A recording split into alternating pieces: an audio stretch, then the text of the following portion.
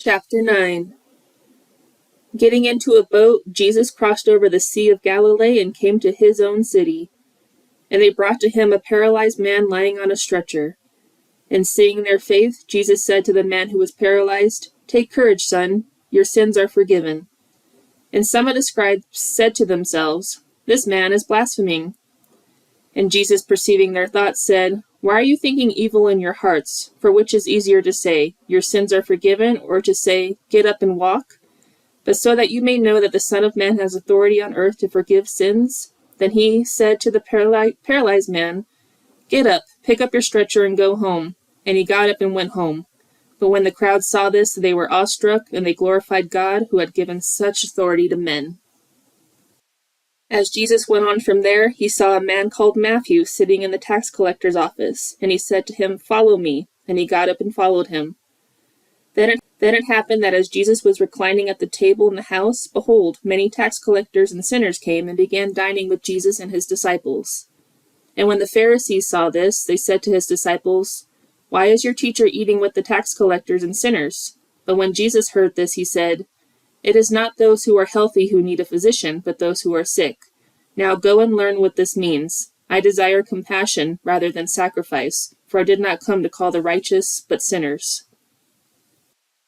Then the disciples of John came to him, asking, "Why do we and the Pharisees fast, but your disciples do not fast?" And Jesus said to them, "The attendants of the groom cannot mourn as long as the groom is with them, can they? But the days will come when the groom is taken away from them, and then they will fast. But no one puts a patch of unshrunk cloth on an old garment, for the patch pulls away from the garment, and the worst tear results. Nor do people put new wine into old wineskins, otherwise the wineskins burst, and the wine pours out, and the wineskins are ruined. But they put new wine into fresh wineskins, and both are preserved." While he was saying these things to them, behold, a synagogue official came and bowed down before him and said, "My daughter has just died, but come and lay your hand on her, and she will become alive again." Jesus got up from the table and began to accompany him along with his disciples. And behold, a woman who had been suffering from a hemorrhage for 12 years came up behind him and touched the border of his cloak, for she was saying to herself, "If I only touch his cloak, I will get well." But Jesus, turning and seeing her, said, "Daughter, take courage, your faith has made you well." And at once the woman was made well. When Jesus came into the official's house and saw the flute players and the crowd in noisy disorder, he said, "Leave, for the girl has not died, but is asleep." And they began laughing at him. But when the crowd had been sent out, he entered and took her by the hand, and the girl got up. And this news spread throughout the land. As Jesus went on from there, 2 men who were blind followed him, crying out, "Have mercy on us, Son of David." And after he entered the house, the men who were blind came up to him, and Jesus said to them, "Do you believe that I am able to do this?" They said to him, "Yes, Lord." Then he touched their eyes, saying, "It shall be done for you according to your faith."